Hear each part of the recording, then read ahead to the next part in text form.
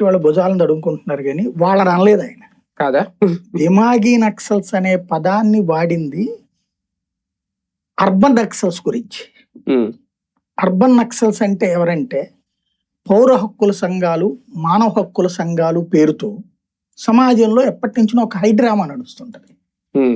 For example Varavara Rao గారు, లేకపోతే కొంతమంది అక్కడ లాయర్లు, ఇట్లాంటి వాళ్ళు, హరగోపాలు, ఇట్లాంటి వాళ్ళు ఏంటంటే నక్సలిజంలో తప్పేముంది, ఒక మనిషిలో తన ప్రాంతం పట్లనో లేకపోతే తనకు జరిగిన వివక్ష పట్లనో జరిగే తిరుగుబాటు, ఇందులో తప్పేముంది అన్నటువంటి వాదనని తీసుకొస్తారు.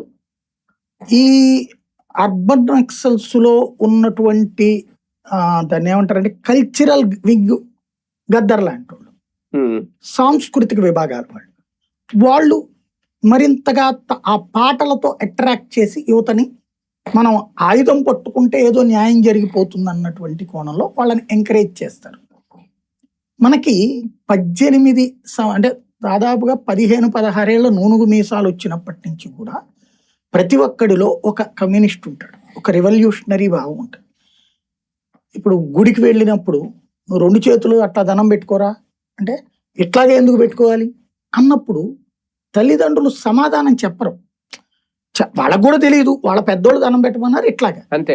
అలా కాకుండా సైంటిఫిక్ గా ఈ చెయ్య రెండూ కలిసినప్పుడు ఒక ఆకర్షణ ఉంటది. నువ్వు ఇలా దండం పెట్టినప్పుడు, నమస్కారం పెట్టినప్పుడు ఎదుటి వాళ్ళకి నువ్వు చాలా హుందాగా కనబడతావు,